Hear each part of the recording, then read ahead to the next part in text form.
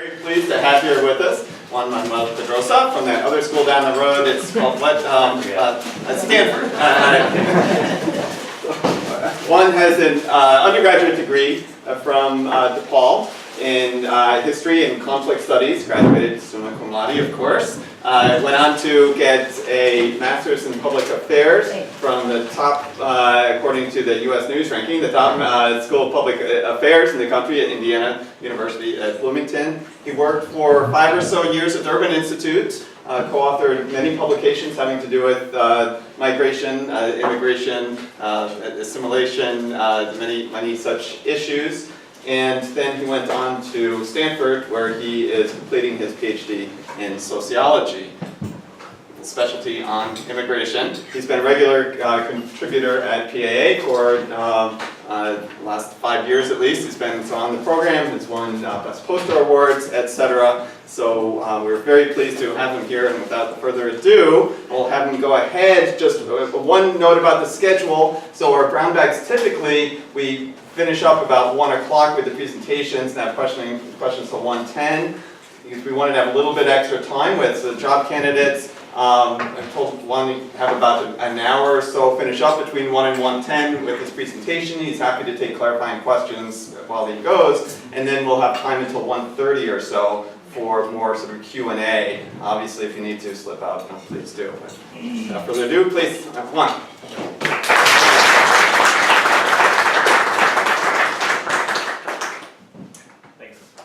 Down the Demography department for inviting me.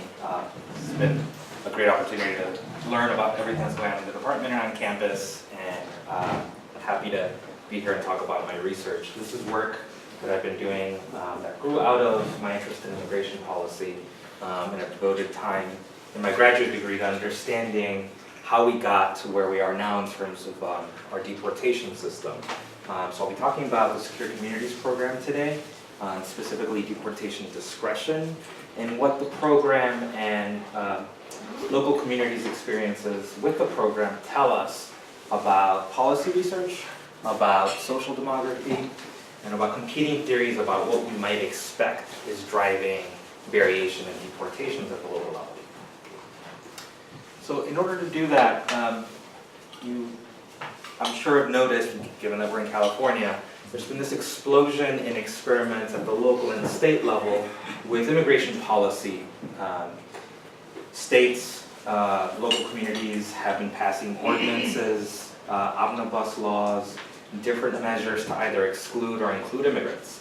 And as these initiatives have really exploded since 2005 and 2006, there's been a slew of research, by my count, 24 studies looking at this outcome, either at the state or local level, and trying to understand what is the relationship between immigration policy outcomes and the relative size of a minority group, either in the state or in the locality where those things were enacted or proposed.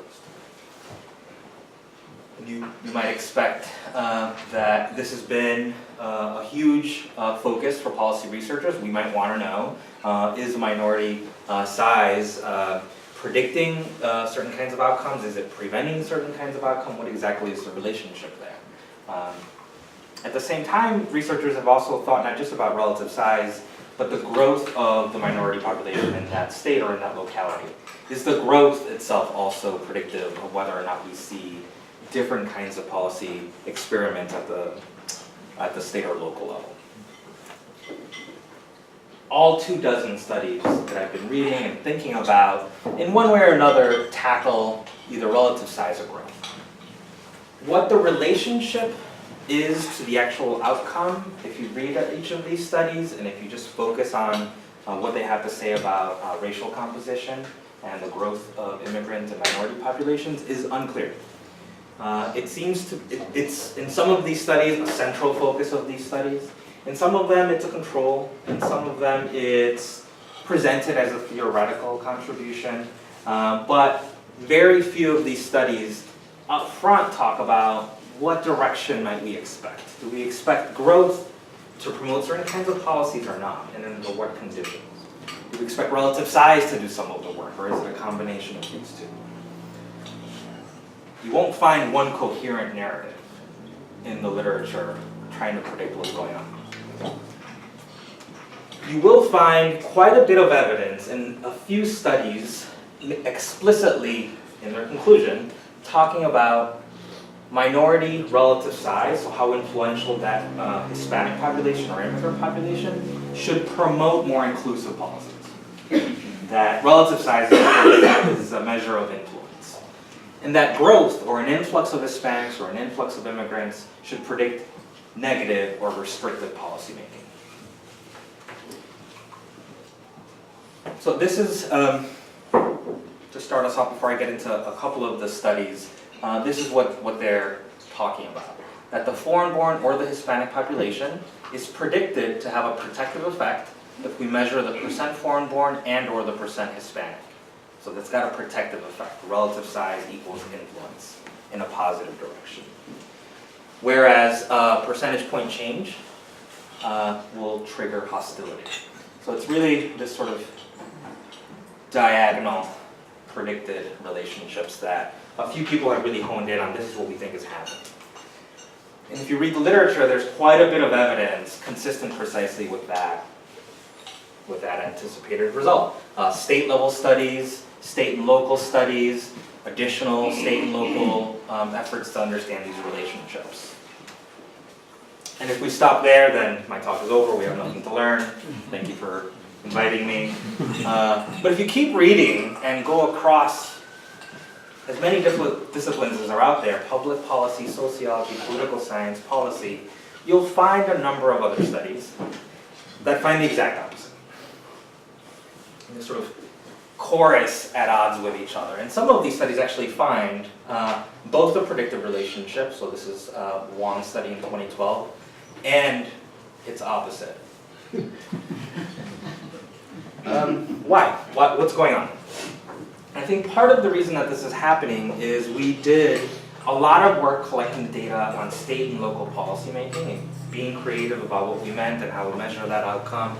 But not as much thinking ahead of time about what we think is happening in terms of influence versus triggering hostility. And on top of that, we measure state and local studies as an outcome in state houses and sheriff's departments that are very vocal about cooperating with immigration authorities. So we looked, for our outcome, we looked at public action, mostly by elected officials, who were trying to make a statement either in a positive or a negative direction when it comes to immigration issues. I didn't even include 4 other studies that argue there's actually a very weak relationship between any of these demographic variables or no relationship.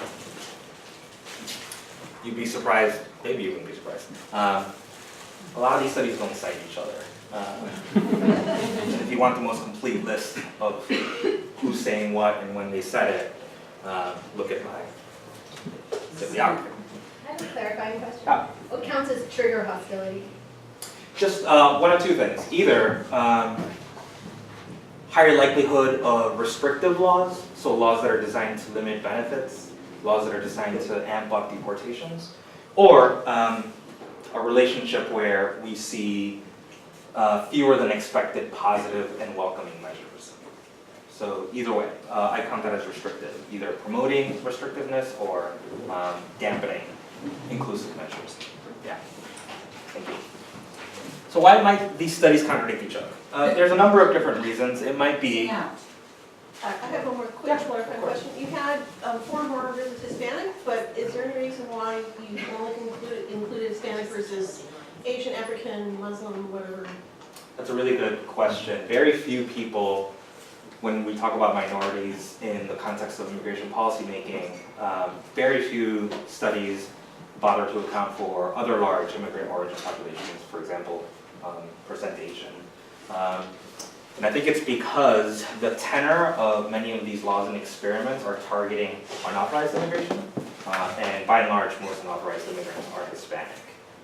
Yeah, so it's a proxy for that population that we think is most likely affected by immigration policy making. Although, of course, there's huge diversity. And you're just looking at U.S. data, then not European. Only U.S. Okay. So the current debate talks about data limitations. Did we go back far enough in measuring immigration outcomes? Do we have the right outcome? Is a binary outcome okay, whether or not someone passed a law from one year to the next? Or should we be constructing a spectrum, a continuous outcome to give us a sense of how welcoming or not a state or a local place has been in the past 5 years, 10 years? A lot of debate around that. Did we select the right group, to your question specifically? Did we think about the right group? Is it Hispanics that we should be thinking about, or immigrants, or Hispanic immigrants, or unauthorized immigrants? Which is the right group that we should be thinking about? And there's debate and disagreement there. Three studies that have either been presented last year or have been published this past year, 2017, actually go out and conduct sensitivity analyses and find that the coding decisions are driving a lot of what we think we found. So depending on whether or not you choose to do the binary outcome or the continuous, whether or not you're looking far enough in the past or not, is going to change some of your results around these demographic predictors. So this literature is speaking, but it's not speaking with a single voice. Not a single one of these studies or debates has thought about functional form. We thought a lot about data limitations, we thought a lot about the relevant group. We haven't thought about functional form. And the more I sort of read and waited for a study to talk about these things, the more I realized if no one's going to do it, Juan's going to do it. We're going to talk about functional form. The current debate talks about demographic predictors as linear predictors, as if relative size or growth had a constant relationship to an outcome. But of course, it might not be linear, it might be curvilinear. Certainly, much of the theory behind accounting for demographic variables, for example, minority threat, explicitly talks about curvilinear effects if you go back to the classic literature. So let's dive in. What is this theoretical literature that I'm talking about? The minority threat hypothesis came from two different traditions. They don't necessarily overlap or talk to each other very much, but Blaylock in social psychology and Key in political science, looking at the post-civil rights period, looking during the early civil rights period and the post-civil rights period, we're predicting where might we expect discrimination against African Americans to be the highest? Where might there be a backlash by decision makers towards a perceived competition from black minority populations? And they predicted that at low levels of black concentration, you would not get much resistance from white electorates. As black proportion rises is when you start to see more punitive policies, more imprisonment, more lynchings, except where the black proportion becomes formidable enough to exert power, and then you see a reverse in that relationship, reverse in that relationship where you get more liberalizing measures. So this threat curve, a lot of evidence for it in the post-civil rights era, since Blaylock and Key wrote mainly about the South, but other areas as well.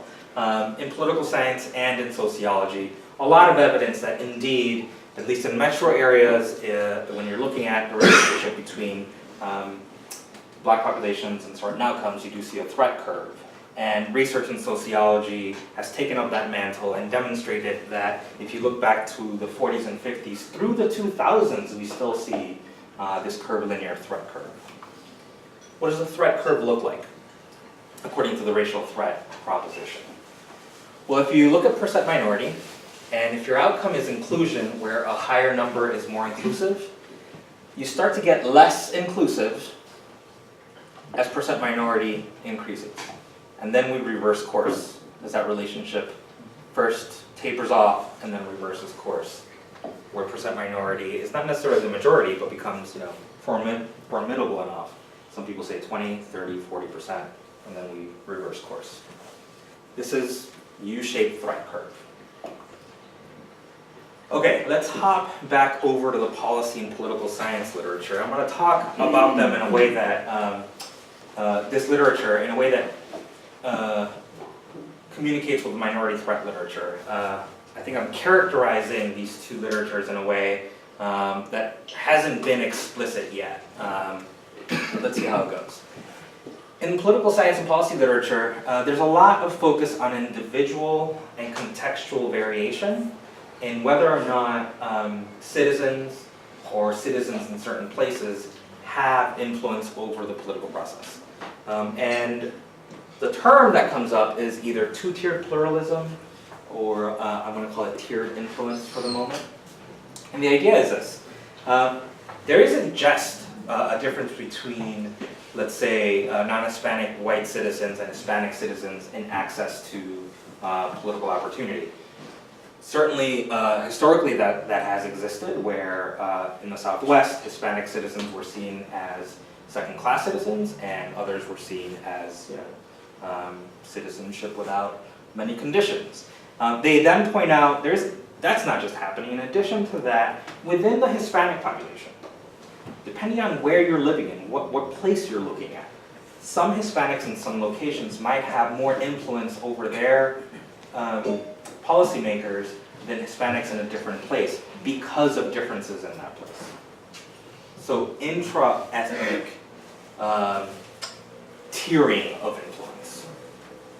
An example that they use is California's Proposition 187 during the mid-90s, which proposed to limit benefits for immigrants and their households.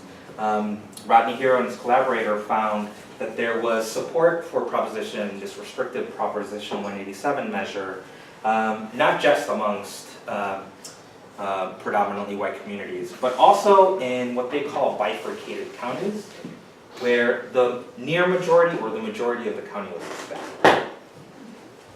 They too find evidence that there seems to be a curve in the relationship predicting support or opposition to restrictive measures. Before I show you what that curve looks like, I just want to point out that this is different from research that finds that Hispanics, amongst the Hispanic population, there is a split in whether or not Hispanics support restrictive immigration measures.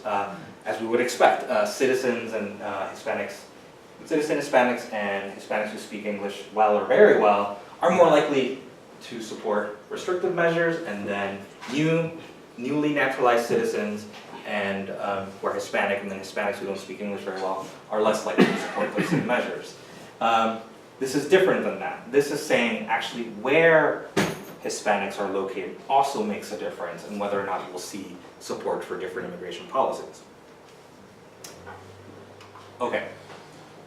Finally, a very recent study by some political scientists expressing some puzzlement at the fact that when they try to predict whether or not Latinos care about immigration as an issue and whether it's a priority for them, they find that depending on what the context you're looking at, it depends.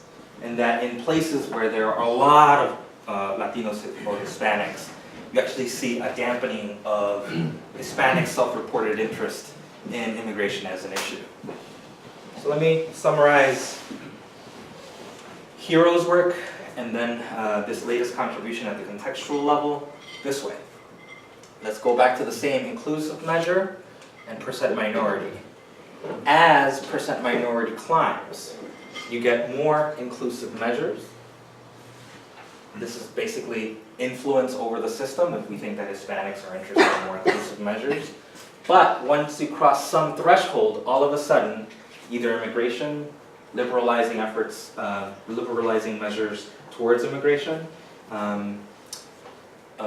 or policy experiments, there's either very little interest in making them more liberal or support for restrictive measures once you get past a certain threshold. So the opposite of the threat curve. Okay. And the threat curve, its shape, its theory, the discussion around whether or not there's evidence for it. There's a really robust literature in social psychology and in sociology debating these things.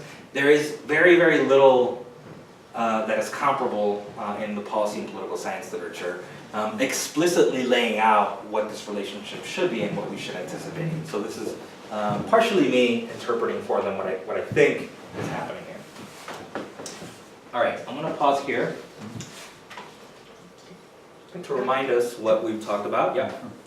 So this upside down U and the right side up U could both be expressed as a combination of one increasing factor and one decreasing factor. So is there, and then which way the U goes is just kind of an empirical question, but you presented as a theoretical difference. Is there a reason that, I'm having trouble distinguishing between why the minority threat is upside down, where this one's is this way and one is this way. From a theoretical point of view, it just seems like an empirical issue. From a theoretical point of view, let's talk about this first stage right here. As you start to see, as you start to compare places with low to moderately high percent minority, before we see the tapering off effect.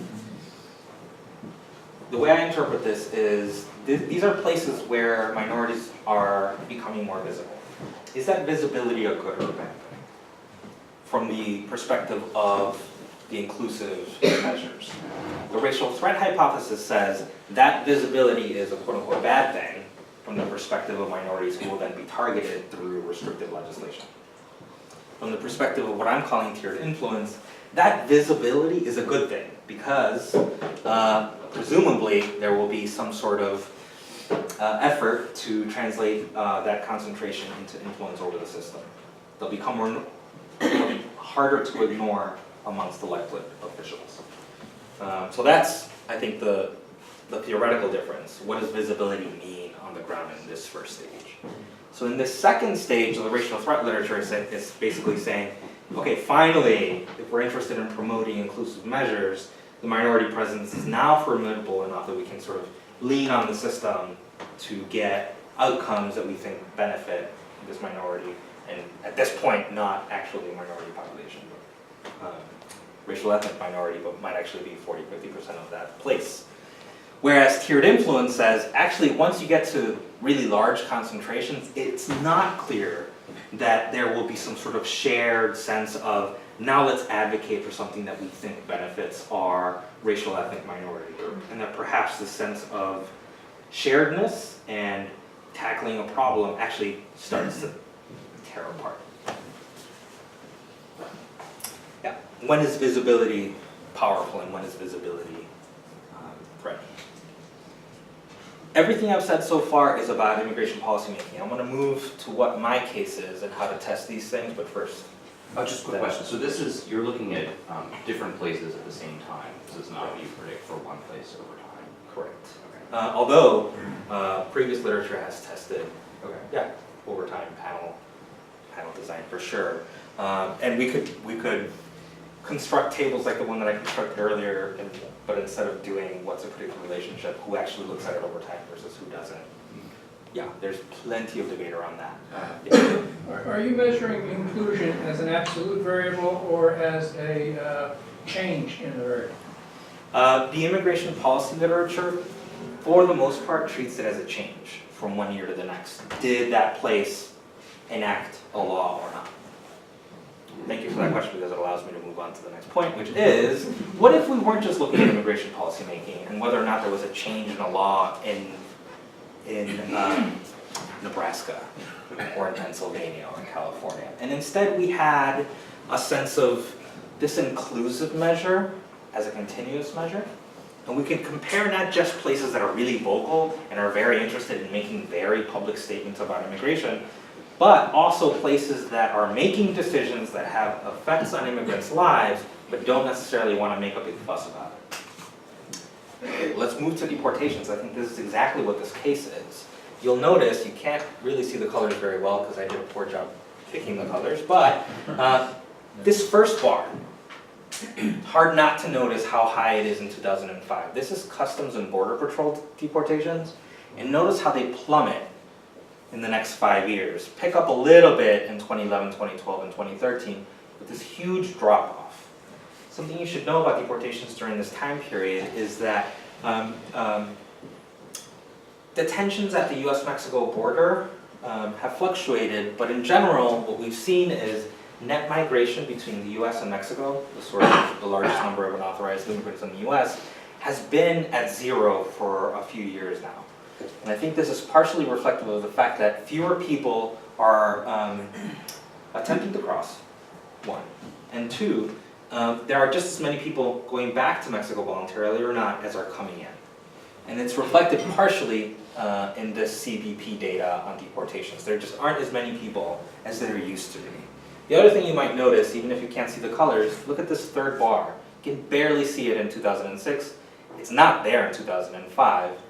But later, by 08, 09, and even through 2012, as CBP, Customs and Border Patrol deportations level off, interior, this is ICE enforcement and removal operations, this is enforcement in the interior of the US, matches Border Patrol arrests. So what's going on here?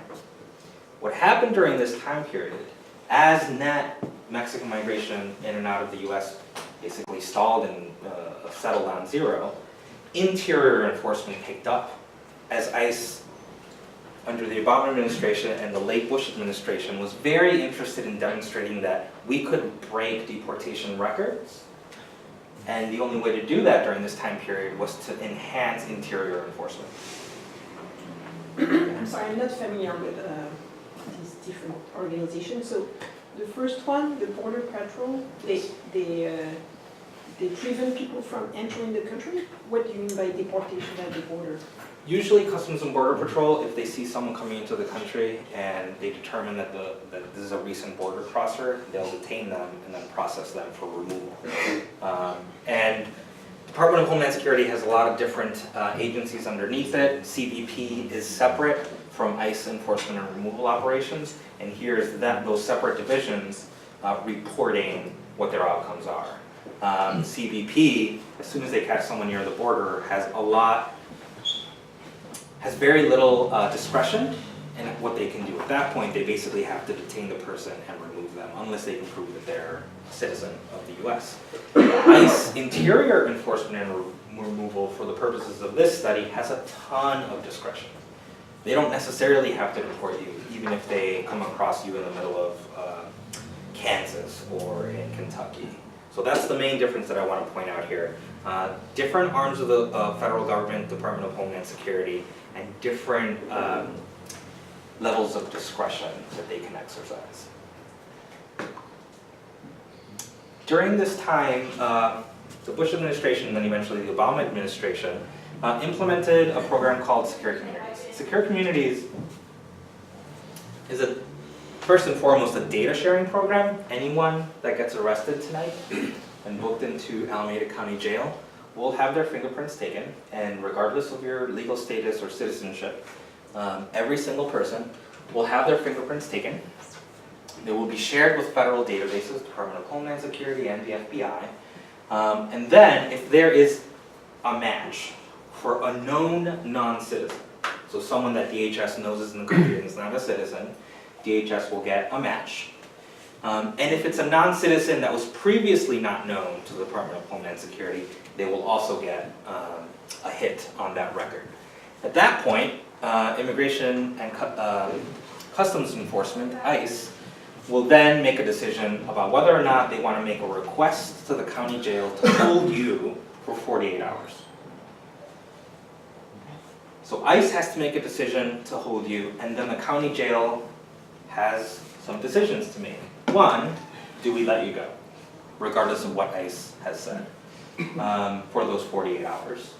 Or do we hold you until ICE can come and potentially interview you and pick you up and transfer you over to detention and possible deportation? So this is what that process looks like.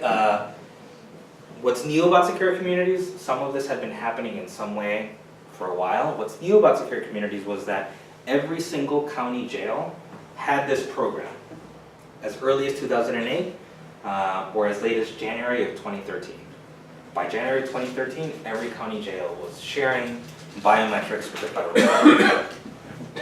Why does this matter other than just interesting background information? Well, it's a program implemented by the Department of Homeland Security using biometric and data sharing. It's not a law. No law was ever passed. If you were to study changes in immigrant legislation, this is a big zero. From one year to the next, nothing changed in terms of what a legislator said that they wanted to do about immigration. And in most places, this happened under the radar.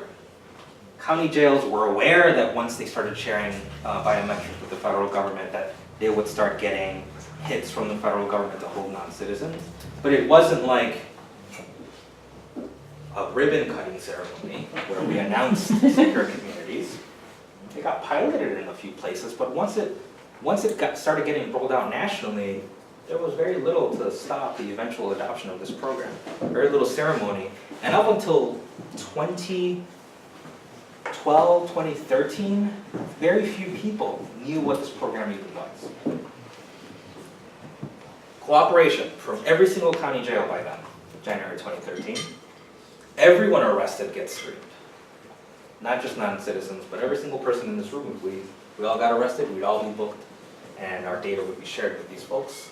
For my purposes, it's useful to know that the data is reported by level of offense, and everything you'll be seeing from here on out is looking at deportation outcomes stemming from low-level offenses, where law enforcement has a lot of discretion over whether or not they think it's a serious enough crime to turn you over to immigration. Just to clarify, Yeah. this is arrested, not convicted of anything. So Correct. these are people who are being held prior to being tried. Just Some of them have been convicted, some of them have not, but on arrest, the information gets sent. correct. Yes. And is this part of a funding change where DHS is going to pay the county jails for every 24 hours or not Who really? says they're going to pay? Is that part of the program? There's a separate program called State Criminal Alien Assistance Program, where a county jail, if they feel, we're processing a lot of people, we've got bed space for ICE, this is actually becoming a bit of a burden, we want to get reimbursed for X amount of money. They then put in that application and DHS then comes back and says, sure, here's a fraction of that, and that fraction may be zero. So there is a separate program. There is a separate program, and some folks have argued that had that program been more robust, long time ago, a lot of the anxiety around immigration and crime might not be what it is today. Okay. So we're evaluating a program that has nothing to do with legislation, but that has a huge impact on people's lives, as opposed to legislative outcomes. This gives us consistent information. It's the same biometrics shared across the country, and it's the same data points and indicators for every county jail across the country that we can then analyze. We have, finally, a clean measure where we can say how restrictive is a place on this outcome, whether or not a county jail ever thought that we would be analyzing it. DHS here is cooperating with sheriffs, who for the most part are elected in pretty much every state. They're not collaborating with legislators or people who want to be seen as tough on crime necessarily. They are collaborating with sheriffs, their deputies, and people who run these jails to try to figure out, here's a request that you hold non-citizen for 48 hours, here's another request, here's 30 requests. What's the sheriff going to do? How might they react? Well, we can look at exactly what they did and look at the cumulative number of decisions that those sheriffs made in every one of those counties, including counties that never had a legislative record at all on immigration. That if you look at other data sets, are silent on immigration, are neither restrictive nor inclusive. But we know here what they actually did, and even better, we can see what these jail administrators are doing, not looking at what politicians are saying or doing. And we're looking at jail administrators at the same time that they don't think that we'll have data. Looking over their shoulder at a time when they had no expectation that this data would be shared. Okay. For a time, the Secure Communities data was publicly available in one form or another. This is a snapshot of one of my tabs. What happened when I clicked one of the tabs on my laptop? It used to take me to these data sets on deportations at the county level, but although I requested it, it no longer exists for your convenience. So what's going on?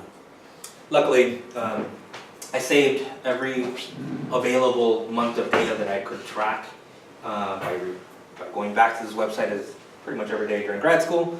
There was this really narrow band of time in the middle of 2013 when every county jail had implemented the program and before the federal government reformed the program to be less restrictive. May of 2013. That's the cross-section that I'm using here. Had I not done that, the data that used to be public would have been taken down, but even that wouldn't have been helpful. It was only that May of 2013 data that gave me this really nice revealed, what Danny Schneider last night called sort of like the revealed real interest in deportation at the county level, which I think is a nice way of thinking about it. So deportation discretion. What is discretion? It is elected county officials' decisions. It's sheriffs and their workers deciding whether or not to turn you over to immigration for whatever offense you did. Are you going to turn non-citizens over routinely or sparingly? You can sort of dial it up or dial it down as much as you want. The turning over, there's no decision about whether to thumbprint them. There is the decision to hold them. Is that what you mean by turning over? That's what you mean? Holding them over for 48 hours, although I then observed in that county how many were actually deported. Okay, so why is discretion relevant? You get local level variation. I hope I convinced you that this is important for testing the theories I talked about earlier. And how am I measuring discretion? It's a really basic ratio. I start with the total number of matches for non-citizens in that county jail. So that's my denominator. My numerator, I just take those same matches and subtract people who were deported.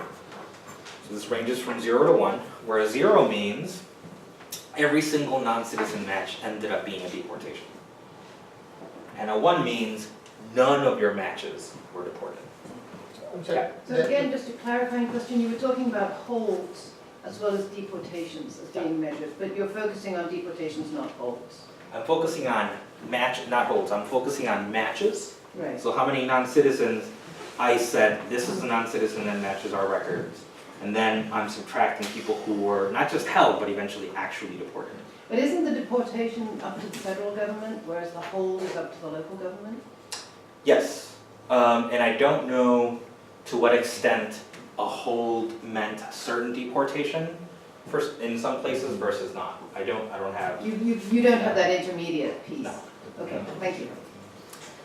Okay, so that's the measure. I'm going to give you a sense of what this means in the real world and then get back into the data.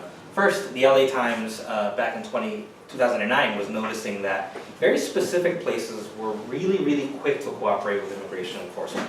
Places like Lancaster, California, Fresno, Texas, Eloy, Arizona. And I'll come back to why these places ended up being really important for secure communities. At the same time, you had places that were going in the opposite direction, putting up as many roadblocks and as much interference with the federal government to prevent non-citizens from just automatically being handed over to immigration. Cook County, Illinois, Chicago, tried as much as it could not to turn people over, especially for low-level offenses. So this made the news. Both of these made the news. What is this, 2009, 2011? Relatively early on. Secure communities hadn't even been fully implemented, but clearly places that were either extremes were getting national media attention. What I'm suggesting is that we can't just look at the extremes, where Cook County, Illinois is basically out here, and the places that I mentioned were here, around 0.5, which is very, very, very low on this score. We want to analyze this full range of discretion.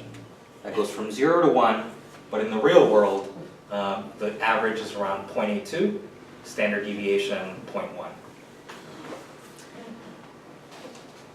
Most of these places, the vast majority of the places that have that are on either side of this mean score, had never expressed publicly any interest in either deporting immigrants or passing laws to make life easier or harder. And yet here we are observing what their decisions actually were in the real world. Yeah, I see that N is 2669, right? Correct. These are counties, thank you for pointing that out, these are counties that had any matches. If you didn't have a match, you're just not an example because there was never a decision to be made. And what's the average number of match County jail. It really depends. Large urban centers had tens of thousands of matches. What is the average number of matches? I'd have to get back to you. Yeah, I'd have to get back to you on that. Yeah, how often are these decisions even being made? In some places it was 1 or 2 or 3 a month, in other places 20 a month. So yeah, it really, really depends on the immigrant population, relationships with ICE. I can get back to you on that. Yeah. Again, I'm wondering why the score doesn't end up either being always 1 Yeah. or always 0. Why are there intermediate values? If they hold people, Yeah. they turn the information over to ICE, then why doesn't that mechanically lead to deportation? Or are we just capturing ICE's discretion rather than, why not that compromise? I think what we're capturing here in this score is counties making decisions that, well, these non-citizens were arrested, but this crime is not that severe, we don't have to hold them. Let's go ahead and wait for a court date and let's not transfer them over to ICE, versus this is not a very sympathetic case. This non-citizen might not have committed that big of a crime, but maybe we want to turn them over anyways for other reasons. So I think this is basically capturing people's sense of whether or not the non-citizen is a good non-citizen or not. Yeah. Let's get to the data a little bit. Possibly say a little more about the configuration of the Yeah. histogram, if we go back one. Yeah.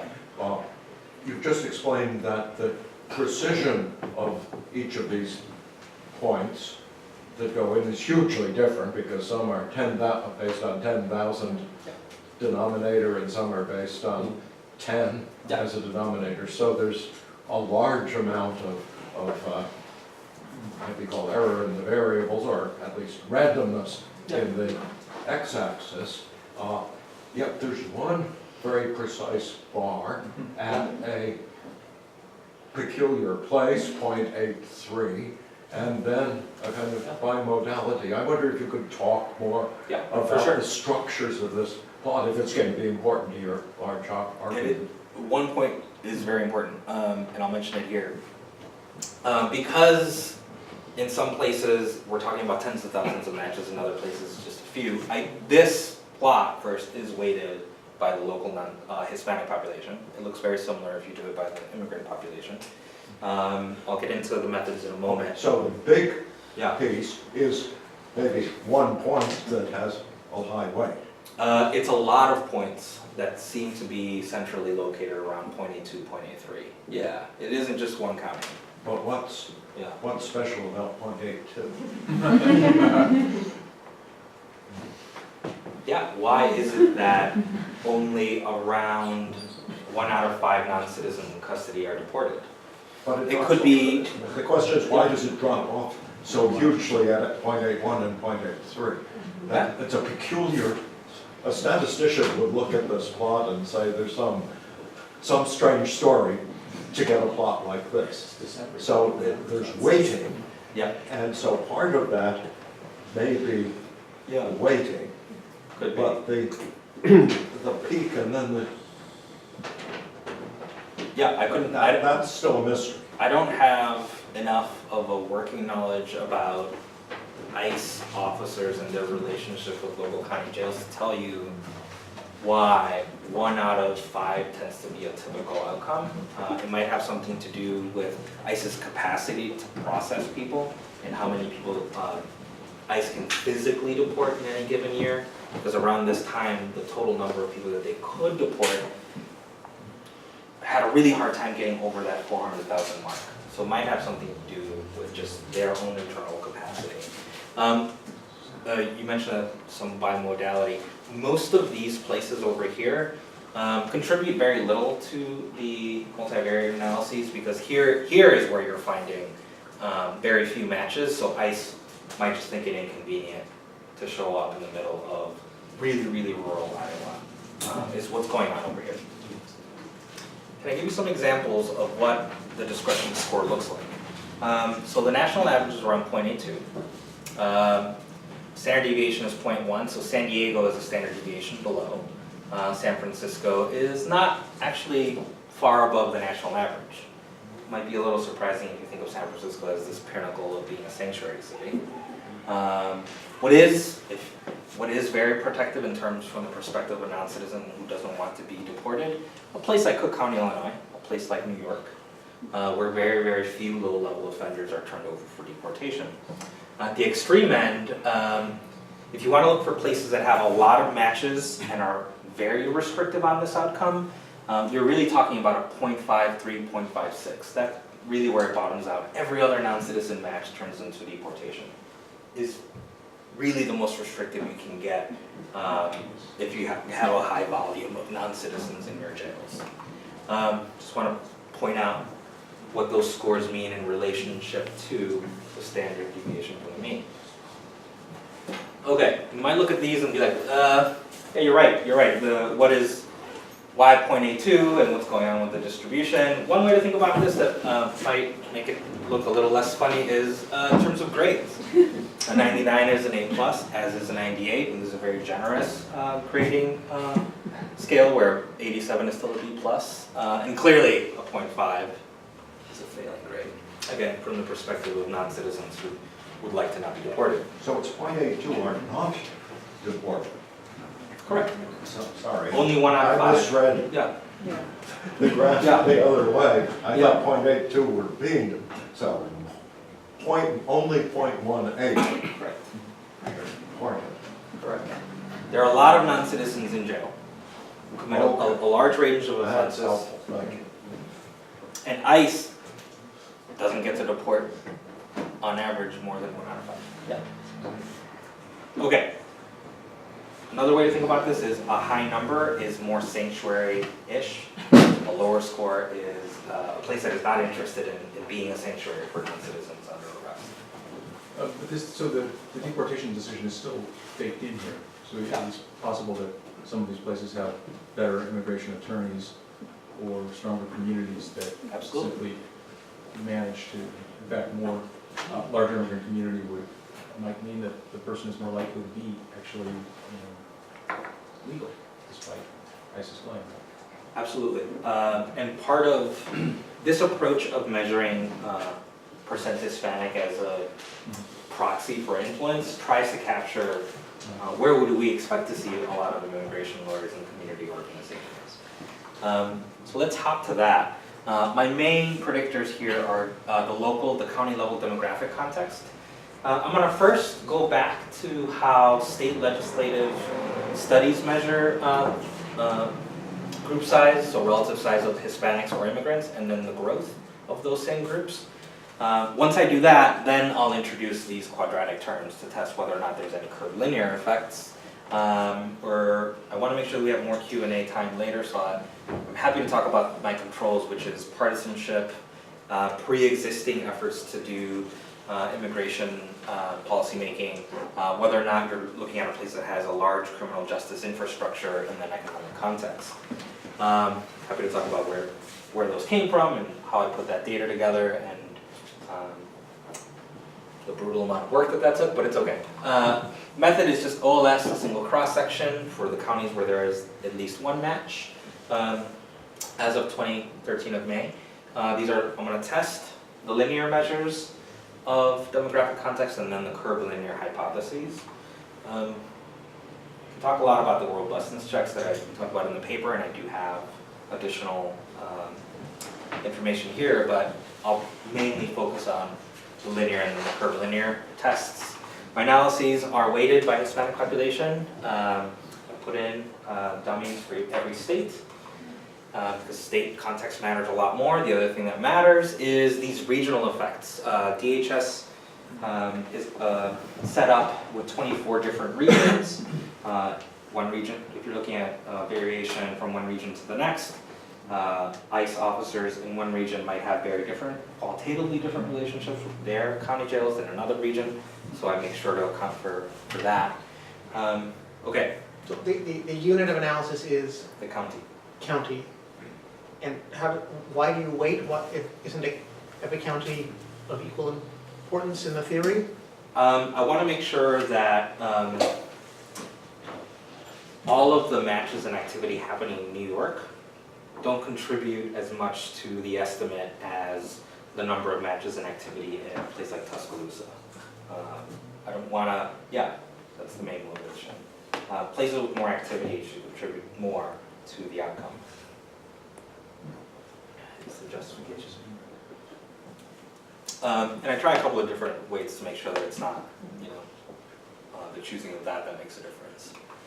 Okay, just a reminder, 2 different curves, opposite directions, racial threat versus tiered influence, and the relationship here to deportation discretion, where a higher value means fewer non-citizens who were deported as a pool of non-citizens identified as a match. So a higher number from the perspective of non-citizens is good here, or more inclusive in A versus A. So when you introduced the theory, you talked about the percent Hispanic, you didn't talk about the growth rate. Right. So are the theoretical predictions the same, whether you're talking about the percent or the growth? So I only talk about percent Hispanic in the paper and here because we have really a robust body of evidence testing the direction of the relationship and motivating why it is that percent minorities should matter. We don't have a really strong sense of in what direction growth should matter, although I do control for it, or whether or not Hispanic or immigrant growth should itself be curvilinear, or whether or not it should interact with another variable, and another variable that's not even demographics. For example, should it be Hispanic growth and whether or not it varies depending on how Republican the county is? Is that the perspective that we should be thinking about? I don't think we're there yet in terms of thinking through what the anticipated relationship is. We are there here on the relative sides.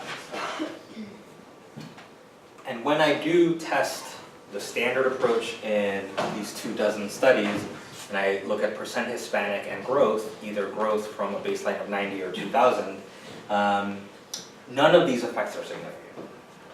So the coefficients are all negative, none of them are significant. If we then forget what you learned here from percent Hispanic and instead measure percent foreign born, you'll notice that the direction of the effect in some of these models, so earlier percent Hispanic was negative, now all of a sudden percent foreign born is positive in the opposite direction. But again, nothing significant. And if this is all we knew, I think we would, one sensible conclusion would be, this is all over the place. We don't really know what's going on. This is another way of reproducing those earlier tables where you could find evidence to support any number of different things. Okay. It's when we account for percent Hispanic and its exponent that we get significant effects, whether we're controlling for population growth from 1990 or from 2000 to the immediate pre-secure communities time period. The effects are significant. In Model 1, this is marginally significant at the 0.1 level, but it's not until we account for the fact that places with a large influx of Hispanics might behave differently on this outcome than places that haven't. It's when we account for growth that we get a stronger curvilinear effect. By curvilinear effect, we're talking about a quadratic progression. And I'm going to show you what the fitted values look like in Model 2 and 3. So again, a higher number on the y-axis is more discretion or more sanctuary-like, and then percent Hispanic is on the x-axis. And going back to the first table, we've got so there's a linear and a quadratic term somewhere, but we're only seeing one coefficient in each model. Am I misreading this? So this is the linear coefficient here up top. This is the quadratic coefficient. And then I introduce a growth measure in each subsequent one. Percent Hispanic squared. Yeah, sorry, the 2 there is... That's not a footnote too. Let me interpret this. So could you go back to that so we can look at that? So yes, thank you, someone said upside down parabola. So this is not racial threat, right? This is the tiered influence relationship that that body of literature would have predicted. Where is the mass of the data? Can you just tell us, if you were to plot a histogram of % Hispanic under here for your counties? I'm gonna have to fast forward a bunch of slides, but we'll get there.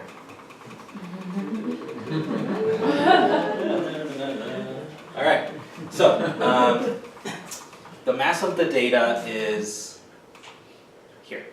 And you can see that at the low end of % Hispanic and the high end of % Hispanic, you've got some sagging values that sort of drag down. It's when you get to this middle portion here of % Hispanic, that it sort of pushes up. And the bubbles are the population of the county? Okay, let's go back real quick because I want to interpret my coefficients and still leave time for more Q&A because that's, well, I think we've been making time for Q&A, it's fine. We have, all right, if we look at the fitted values and we want to know what's the predicted discretion score and a place that has low concentration of Hispanics, so let's say 5% is Hispanic, that's well below the national average. We predict discretion score less than 0.8, so it's just slightly below the national average, which is basically 1 out of 5 non-citizens getting deported. If we then compare that to a high concentration of Hispanics, so 25%, which is not quite twice the national average, then all of a sudden you get 1 for every 6 non-citizens who are match deported. That's what sort of that additional percent, quote unquote, buys you in people not deported. To underscore this non-linear argument that I'm trying to make, when you then go from 25, if you compare a place that's 25% Hispanic to a place that's 35% Hispanic, that buys you, quote unquote, even 1 more person who's not deported. So it goes from 1 out of 5, 1 out of 6, to 1 out of 7, as you sort of ratchet up percent Hispanic. And this is using those fitted values. What are the main findings? The linear measures offer no clear guidance. Discretion is responsive to demographic context once we account for growth measures, but it does so in a nonlinear manner, so that if you want to look for places with the highest predicted discretion, you want to look for places that are between 20 to 40% Hispanic. Any lower than that or any higher, and you'll see discretion scores plummet. That nonlinear relationship applies to not just percent Hispanic, but percent Hispanic adults or workers. Which makes sense if you're thinking about this as a relationship of influence. Not Hispanic youth, not the overall foreign-born population, which includes a lot of immigrants who are either not perceived to be at risk of deportation or not actually at risk of deportation. And it is not significant if you account for the percent Black population, not Hispanic Black. And these patterns and mechanisms that I think are happening here in terms of tiered influence driving discretion, depending on percent Hispanic, predict deportation discretion. But of course, that's not the only outcome we could have analyzed today. I won't get into it, but we could have looked at deportation rates. How many total deportations in a county, given the local size of the non-citizen population, a deportation rate, how effective is Department of Homeland Security being at removing non-citizens in local communities? There you actually do find support for the racial threat relationship. So this is activity out in the streets, this is activity by sheriff's departments after the booking process. What are the implications? In terms of the trade-off between threat and influence, the exclusion of immigrant groups is driven not just by policymaking and laws and public statements by elected officials, but also by everyday administrative decisions made in our institutions, in this case county jails. And it very much hinges on what that local context looks like. We would need to understand where those decisions are being made and what the minority population is in those places. For future work, I'm very interested in knowing whether or not the restrictive local context that I'm measuring here will have a long-term effect and will be reshaping what population growth looks like into these counties. What's going on with places that have really, really low discretion and are turning over a lot of non-citizens? What might that do to that place, those counties in migration trends, natural increase, because we're physically removing people, but we're also potentially sending signals that that place is not welcoming and safe. And that would be an extension actually of state level work that Mark Ellis has done, demonstrating that negative and restrictive immigration laws do seem to slow down some in-migration into those states of foreign-born Hispanics. So in this paper, I looked at the determinants of deportation. In the rest of my dissertation, I look at deportation rates as predictors of outcomes that are not, to my mind, immediately obvious. They might be a little bit off the beaten path. For example, deportation rates seem to dampen non-citizens' willingness to report having been victims of immigration scams. Fake lawyers, fake green card lotteries, telemarketers calling you up and threatening you with deportation, pretending to be immigration. That last one is particularly surprising. But if you're looking at places with a lot of deportations, non-citizens denouncing those events are lower. Plenty more to say about that. Metro housing instability, so people having to move because of job loss, unaffordable housing, or eviction or foreclosure are also higher as a function of deportation rates. So this is the rest of my dissertation in a nutshell. I'm interested in the next phase of my career, testing a couple of questions. Does immigration enforcement change how Hispanic immigrants get to and from work? Because the more enforcement we see out in the streets, the more that might affect people's decisions about whether or not they'll drive, whether they'll drive themselves, or whether they'll take public transportation. And also, there's plenty of evidence in social demography and immigration literature that over the long term, immigrants and immigrant origin families move into quote unquote better neighborhoods, in other words, spatial assimilation. Is that still true? If we analyze language segregation within the Hispanic population, given the current experiments in restrictiveness that we're seeing across the country.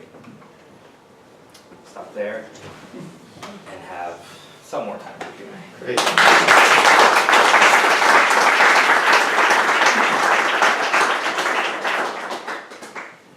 David and Irene. The kind of difference between your deportation rate outcome and your main outcome you showed us here made me think about, or wonder how I should think about the role of kind of the line level police officer or sheriff's deputy and how they're working in this context. I can imagine if I worked for former Sheriff Joe, I'm going to pick up a lot of people and put them in this process. Yeah. But if I work in a different county, San Francisco County, I'm not going to do that, right? And how much of the story here is being driven by some of that stuff, and how should I? It's a really good question because the way I talked about it, I did paint discretion as happening wholly after the booking process in the county jails with no relationship to street enforcement. That's probably not strictly true. And then I then said deportation rate is driven entirely by street enforcement. So yeah, I'm not sure how much contamination there is between what law enforcement on the street is doing and whether or not they feel like they've gotten some incentive or directive to be more or less aggressive. I will say that street level law enforcement where the county and a local metro area have different jurisdictions are really different. So let's look at Tulsa County versus Tulsa Metro. Tulsa Metro Police, for the most part, consider themselves having some policies in place that try to limit how much they ask about immigration, and they're really reluctant to turn people over to immigration. And instead, if they're doing policing, will then turn people over to county sheriff and then just sort of earmuffs. We don't know what happens at this point, but we really don't want to be involved in immigration policing. And it's the county context, specifically in Tulsa, where they've actually enacted agreements to speed up deportations, and they're happy to take over from there and ratchet up deportations. And so that defends my account of discretion versus deportation rates in places where there is that kind of a relationship. It's not true everywhere. There are a lot of these kinds of places where the county sheriff has really different incentives than central city police. And if you just look at the rhetoric of the two different officials, they're really at stark contrast. But that's not true everywhere. There probably is contamination for sure. It's a great question. I will point out a paper by Francisco Pedroza, a relation. He mentions in his paper and argues that it's counties with Hispanic officers that are able to be more discerning in transferring more serious offenders over to detention and eventual deportation. So they can sort of, through experience doing policing and perhaps knowing the community better, distinguish between someone who is a violent gang member versus someone who's just loitering. In another place, they might not be able to tell that difference. Sorry, Irene, then Robert. I want to hear more about what you speculate are the mechanisms behind this, because so you have the two curvilinear relationships, but those, implicit in that are some mechanisms, and one of the mechanisms would be, though you're painting this administration, the sheriffs are elected. And so one mechanism is, as Hispanic population increases, some proportion of them are going to vote, or they might have relatives who vote, even if they themselves are non-citizens, and therefore the sheriff is feeling pressure and does some things, but at some point, everyone's Hispanic, and so you don't really care anymore. That would be one story. Another story would be nothing to do with voting mechanisms, but would be about an old contact versus conflict hypothesis where as the number goes up, people are a little bit afraid, but then you get used to people, the people in the jail start having friends, maybe they play soccer against them, who knows what the story is, but it's much more a social contact story. Is there any way in your data that you can better tease apart, is this an electoral mechanism story, or is this something else? Organization, civil society, contact? I make the argument in the paper and in presenting this research that it is the latter, that it's more about influence and accumulated influence and whether or not that influence will be translated in an interest in lowering deportations. As opposed to, even though they're elected officials, I think it's less about voting behavior and whether or not sheriffs necessarily expect that there will be a very direct relationship between a single deportation and then a lost vote or something like that. And I say that because with discretion, the deportation discretion outcome, when I used a measure of partisanship, Republican voter share, has no influence on the outcome, once you account for state level context. So that tells me that sheriffs are making decisions with community in mind, community as a collection of potentially mobilized people who have immigration as a priority and whether or not there will be actions taken, as opposed to, what is the Latino voting age population. So I think it's more of a story about coalitions and community organizing than a clear sort of playing to your constituent base sort of argument. Is that?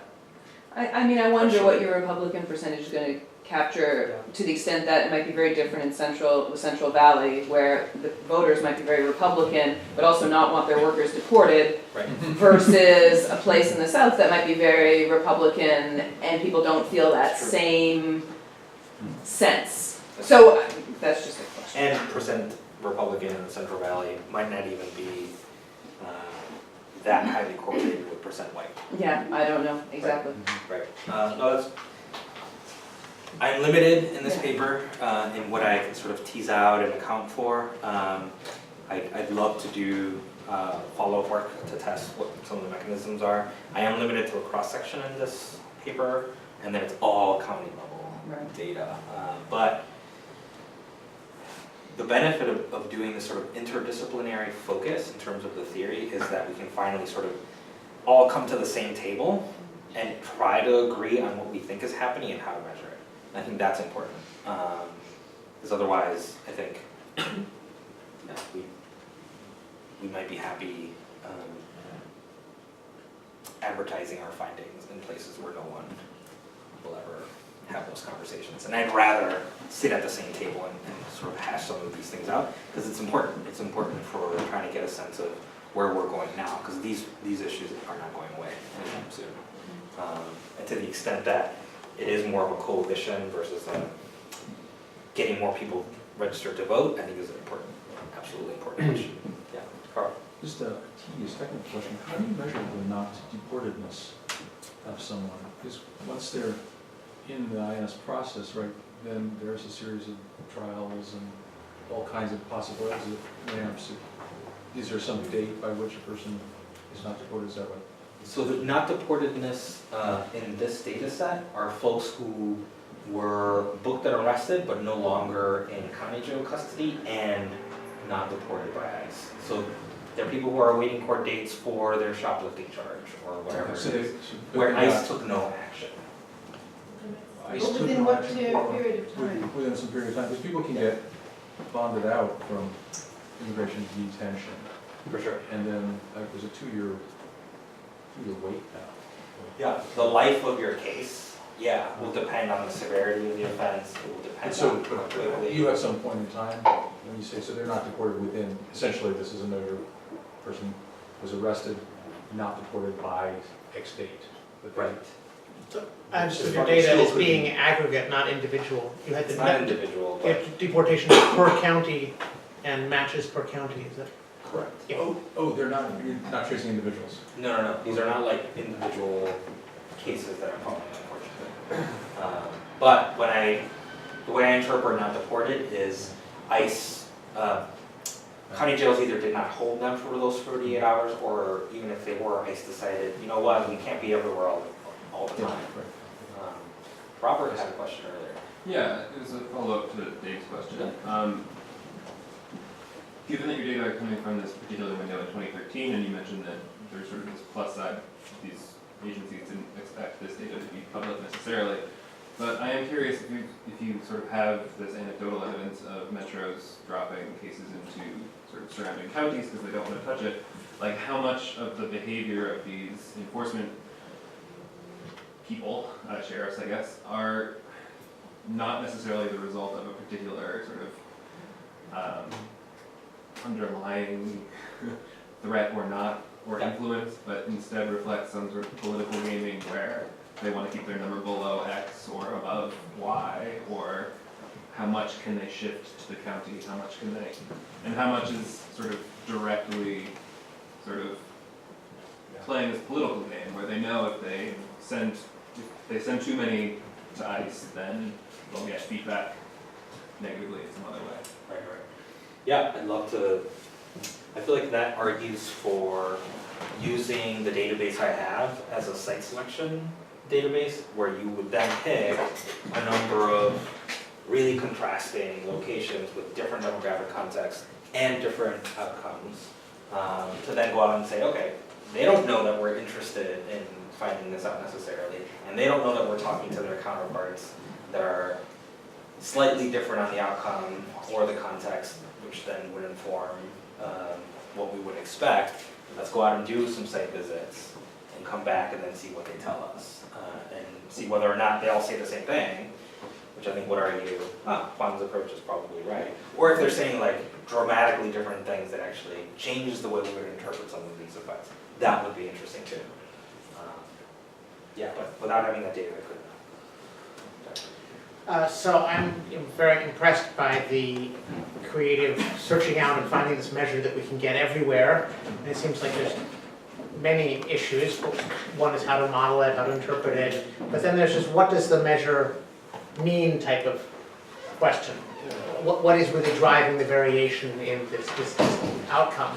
I was wondering if you could just tell us a little bit about like your wish list. How could one find out more about what this means? Would you want to be going and talking to sheriffs and doing qualitative work? Would you want to be doing a lot of freedom of information type of things to find out, okay, wait, how many people were actually held? I mean, what is for you the kind of, if you could find out something to tell you what the measure means, what is the kind of piece that would be really helpful? I have some of that data already that I think would help. And that's data on this same outcome immediately after the Obama administration sent some really strong signals to local and regional officers that we really need to be more judicious, we need to be using more discretion. And you do see the outcomes move in places like San Francisco and other places in a more inclusive direction. So I think we can actually test in a follow-up study what might be happening using that sort of policy experiment that happened in the summer of 2013. Ideally, I'd love to know a lot more about who is trying to place pressure on ICE across communities and whether or not they're effective.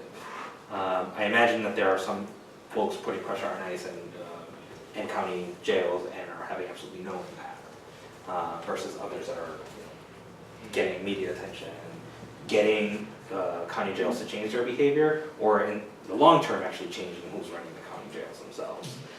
I'd love to sort of do more data collection on what those sort of local efforts look like and where they led to concrete changes in practices or who's at the head of these county jails. That would be interesting in its own right. And then ideally, if this was a wish list, if that's what you're asking me to do, I'd love to have the individual claims, the individual cases over a longer period of time, so across all places. Yeah, to be able to better follow and I think answer, some cross questions about what's happening, because we have evidence on refugee claims at the claims level that finds things that I think are consistent with this, which is, depending on where your case is processed and who your judge is, that's going to make a really significant impact on the outcome. And I feel like something similar might be happening here, but I can't test it without following the individual person. As the Department of Homeland Security sort of pushed the limits of the system during this time period, you had new centers opening up or being expanded, new funding sources coming in to try to deal with the large number of non-citizens being processed. I'd love to think of ways to get a handle on what the capacity that ICE had and whether or not that impacted the system, because this is a system, but it's sort of, it's breathing, right? And what happens when you pump in more money or more beds, or you slow it down, would be a cool way to analyze it. Plus the qualitative studies. I just cloned myself 5 times over. How do you know whether, let's say, the supportiveness of the community as measured by a low deportation rate might not be affecting the inflow or outflow of immigrants to an area, so that it seems that when you put in the change in the what was the change in percent or change in numbers, then that leads to a significant linear effect. But suppose that the causality is going in the other direction. I wonder if you have any ideas about that. That's a great question, and I think, yeah, the goal of this paper was to get on the same page theoretically and then retest what we think we knew and then offer a new perspective. The next step is what I suggested, which is try to follow the same places over time and see to what extent one of 2 things might have happened, and I suspect one is more likely than the other. So the first thing is that increased enforcement drives people up, there's actually some evidence that that's not the case, or that it's very, very nominal. But there is evidence that I cited that people do tend to stay away from places that are known to be hostile. And I think the long-term consequences of that are really, really interesting. To what extent do I think those processes actually not that long-term, and are they affecting some of my estimates here, so that people are reacting really instantaneously to these county agreements with ICE in a way that is actually reshaping percent Hispanic itself? It's possible. I picked this time period, May of 2013, because it's before the program got a ton of press attention and before national and local activist organizations actually named secure communities as a big problem. Up until this period, there's very, very little knowledge about the program in name. There was a lot of attention to state policymaking and a lot of attention to something called the 287G program, which are partnerships between federal and local law enforcement to ramp up deportations. And I think the public and the activist community was focusing on that. And it's only later when secure communities came into knowledge. So for Hispanics and their families to have known ahead of time during this time period that that place wasn't safe, so we should leave or avoid it before the summer of 2013 is possible, but I think it's more likely that it's only after the program became really notorious that I would predict some people might have stayed away. And there is some evidence that when you pass really, really, really, really restrictive state laws like Arizona does, they had a slew of these state and local efforts, that there you do see out-migration. Not a mass exodus, but you do see out-migration.